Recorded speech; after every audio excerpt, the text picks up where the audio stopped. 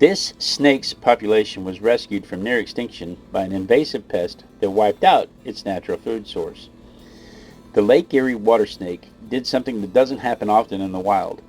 When a round goby, a small bottom-feeding fish from Europe, showed up in Lake Erie through ballast water and devastated the native fish and amphibians these snakes had been eating, the snakes didn't starve. They switched their entire diet. Today, 90% of what they eat is this invasive goby. And the weird part is they're actually doing better on it. They're growing bigger and faster than they did before.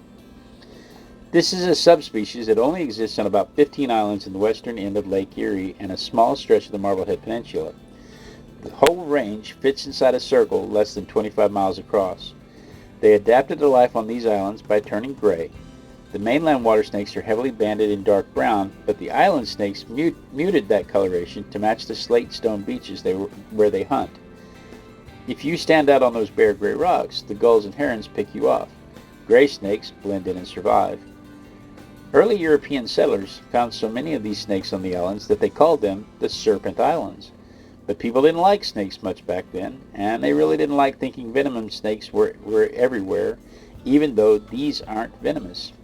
The saliva does have an anticoagulant in it, which means if one bites you, you'll bleed for a long time, but it won't kill you. For a mouse, that's deadly. For humans, it's just an irritation. The settlers didn't care about the distinction. They released pigs on the islands specifically to kill the snakes.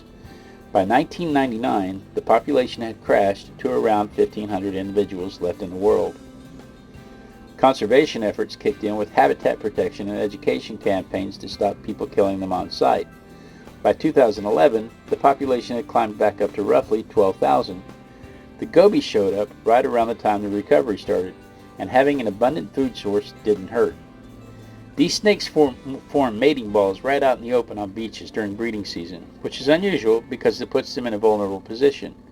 One female will be surrounded by 15 or so males all coiled up together, and then she gives birth to live young, usually around 27 babies.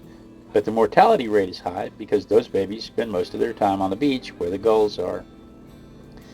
The biggest threats now are habitat loss from shoreline development and road mortality.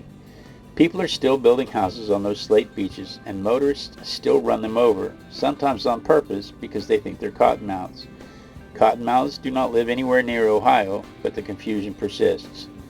The snakes are slow on land, and when they try to cross the roads or to warm up on the pavement in the mornings, they get killed.